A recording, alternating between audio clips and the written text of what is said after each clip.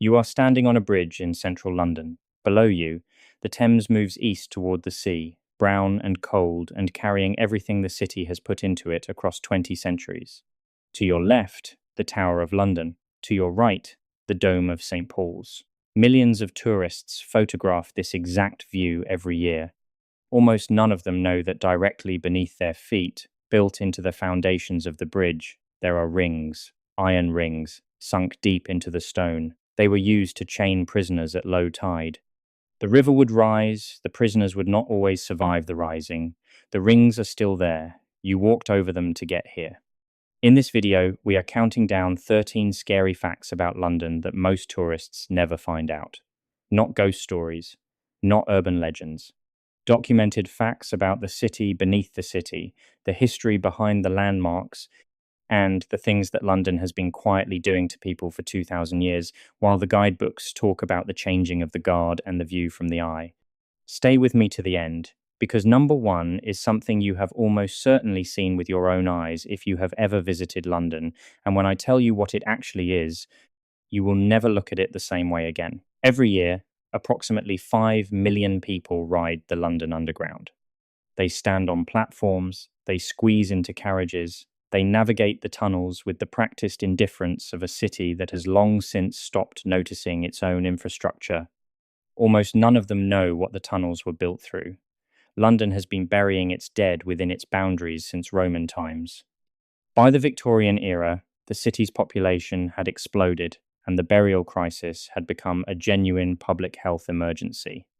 When the first underground railway tunnels were dug in the 1860s, the engineers did not route the tunnels around the graveyards. They went through them.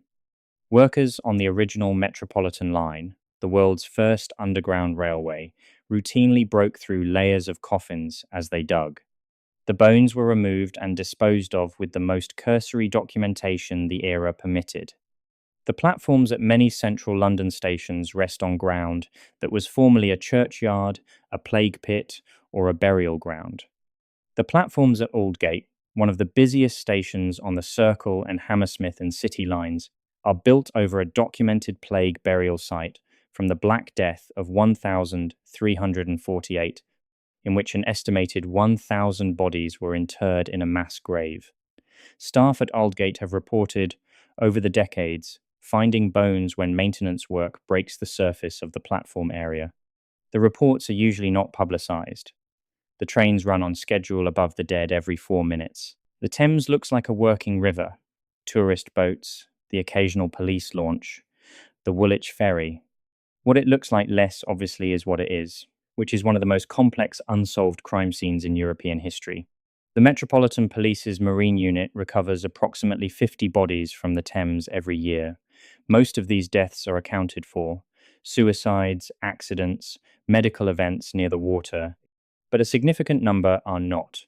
The Thames has been used as a disposal site for human remains throughout the entirety of London's history, and the river's tidal nature means that material deposited at one location will almost certainly not be found at that location. Bodies travel.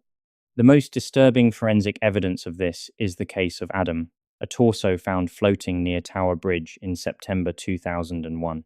Adam, later estimated to be between 4 and 7 years old, was found with his limbs and head removed and his orange shorts still in place. The investigation concluded that Adam had likely been transported from West Africa and killed in a ritual context in London. No arrests were ever made. His identity was never established. He was buried in a London churchyard under the name Adam because no one knew his real name. His case remains open. Whatever happened to Adam and to the people who brought him to London and put him in the river is part of the river's permanent unsolved inventory, not the underground. Beneath the underground. London's documented underground landscape includes the tube network, the post office railway, various wartime tunnel networks, the Victorian sewer system designed by Joseph Bazalgette, and the deep-level shelters built during the Second World War. But beneath and between these known systems is a layer of infrastructure that has been built, modified, lost, rediscovered, and lost again across 2,000 years of continuous settlement. The Romans built a substantial underground infrastructure beneath Londinium, including drainage channels and at least one substantial underground chamber that was excavated in the 19th century and then built over without being fully mapped. Medieval London added cellars, tunnels between church properties, and at least two documented subterranean chapels. Victorian London added the sewers, the tube, the pneumatic mail tubes, and the utility tunnels, cutting through or destroying earlier infrastructure that had never been adequately recorded. The result is that London's underground is not a single known system, but a layered palimpsest of overlapping networks, many only partially mapped, some appearing on historical records but never physically verified, some discovered only when construction projects break through into unexpected voids. In 2015, construction work for the Elizabeth Line broke through into a previously unknown Victorian tunnel running roughly parallel to the new route. The tunnel was photographed, documented, and then sealed off as the construction continued. What it connected to at either end was not established. On the 2nd of September, 1666, a fire started in a bakery on Pudding Lane in the City of London. Over the next 4 days, it destroyed approximately 13,000 houses, 87 churches, most of the buildings of the City of London, and the old St. Paul's Cathedral. The official narrative describes it as an accident that destroyed medieval London and allowed Christopher Wren to build a more rational city in its place. This narrative omits several significant facts. In the decades before the fire, London had experienced severe plague outbreaks, culminating in the Great Plague of 1665, which killed an estimated 100,000 Londoners, approximately a quarter of the city's population. The overcrowded, timber-framed medieval streets, with their undrained cellars, their accumulated organic waste, their proximity to plague burial grounds, were a public health crisis. The city's authorities had no mechanism for solving. The Great Fire solved it, completely and immediately. Contemporary observers noted that the plague did not return to London after the fire. Whether the fire of 1666 was truly accidental, or whether it was allowed to spread in ways that a more energetic firefighting response might have prevented, has never been the subject of a serious public historical inquiry. The monument to the fire bore an inscription blaming a Catholic conspiracy for a century and a half. It was finally removed in 1830. Bedlam Royal Hospital, known as Bedlam, is the oldest psychiatric institution in the world. It has been treating patients in London since 1247, making it nearly 800 years old. In its current form, it is a modern NHS facility continuing to provide psychiatric care. But for most of its history, Bedlam was something that no modern medical institution would recognize as a hospital. In the 17th and 18th centuries, Bedlam charged a penny admission fee and allowed members of the general public to walk through the wards and observe the patients. The patients were kept in conditions that would today constitute criminal neglect. They were chained to walls in some periods. They were displayed in the public galleries that ran along the ward fronts, their distress and behavior the entertainment that the admission fee purchased. At its peak, Bedlam was attracting over 90,000 visitors per year, making it one of the most popular attractions in London. Among its documented visitors were Samuel Pepys and Alexander Pope. The institution's name became a synonym for chaos and madness in the English language. The last external observations of patients occurred in 1770. The patients who were displayed in the public galleries have never been acknowledged. They are remembered, if at all, as a category rather than individuals. The Tower of London markets itself as the home of the Crown Jewels, one of the most secure collections of valuables in the world. It is less forthcoming about the fact that the jewels have been stolen before, and the story of how they were taken and recovered is one of the most extraordinary episodes in English criminal history.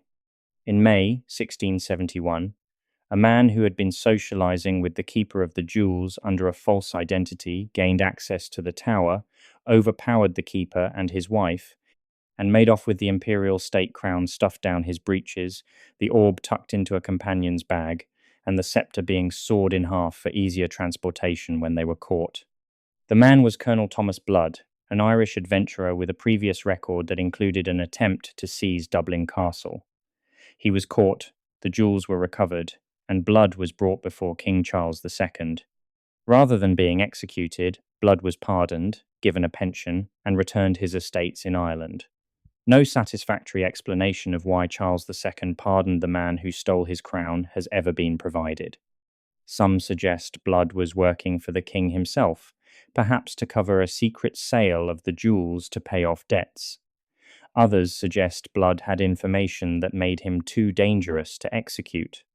Blood died in 1680 without explaining. The jewels are still in the tower. On the north bank of the Thames, just south of London Bridge, stands Christopher Wren's monument to the Great Fire of London, completed in 1677. It is a fluted Doric column, 202 feet tall, standing exactly 202 feet from the bakery on Pudding Lane where the fire began, a deliberate mathematical relationship that makes the monument a giant horizontal measuring instrument as well as a memorial. For over a century, one of the panels at the base of the monument contained text that blamed the fire on the papists, specifically identifying Catholic conspirators as the cause of a fire that contemporary and subsequent investigation consistently concluded was an accident. The inscription, added in 1681, during a period of intense anti-Catholic sentiment, read that the fire was begun and carried on by the treachery and malice of the Popish faction. It remained on the monument for 149 years. Alexander Pope wrote about it. Samuel Johnson wrote about it. It was not removed until 1830, when Catholic emancipation made its presence politically untenable.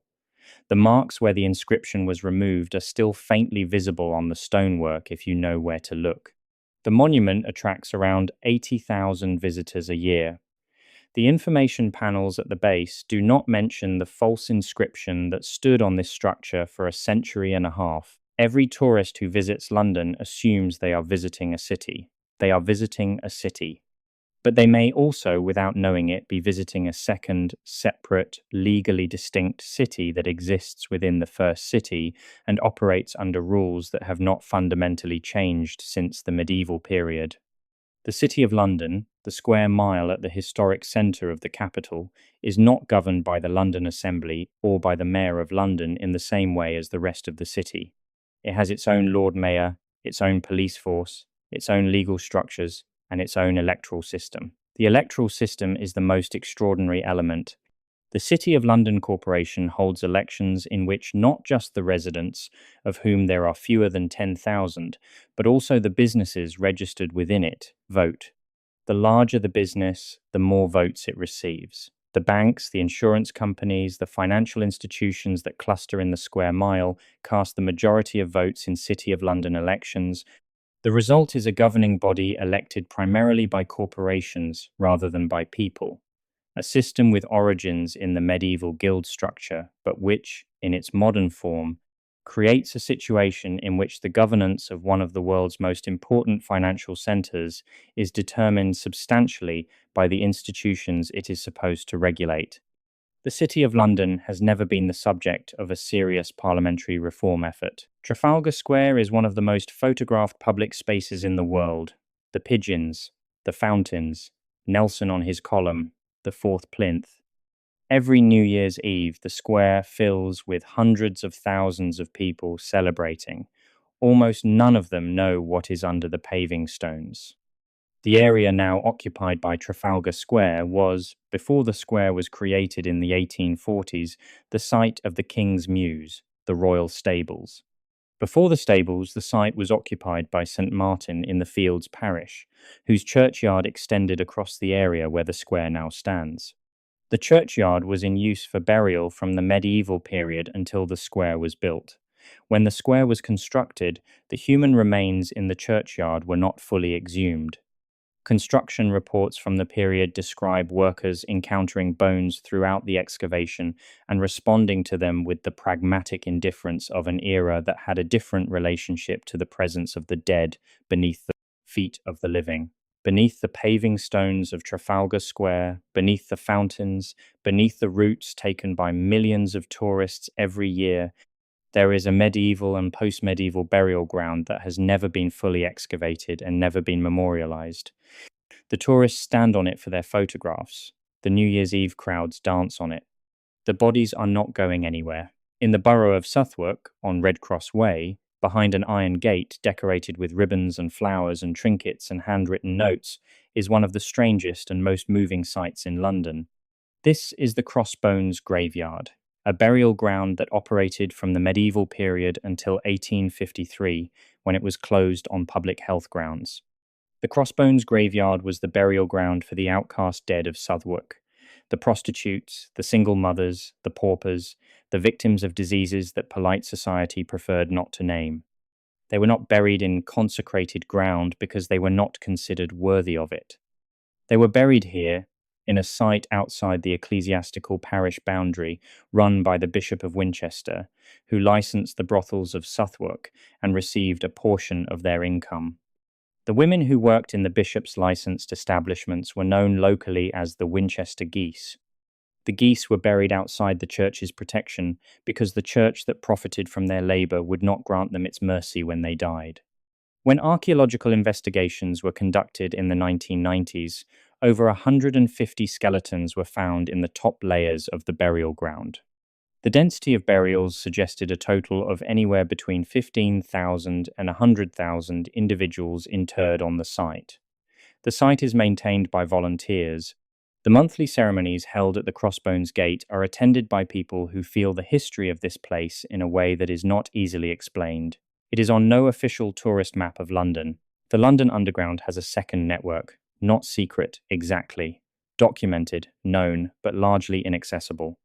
The disused stations are a well-documented curiosity. Down Street, used by Winston Churchill during the Blitz, British Museum, closed in 1933 and used for wartime storage, King William Street, closed in 1900 and still partially accessible below the current network. Less well known is the infrastructure between and beneath the stations, the emergency staircases, the maintenance tunnels, the ventilation shafts, the underground rivers that require constant management to prevent flooding.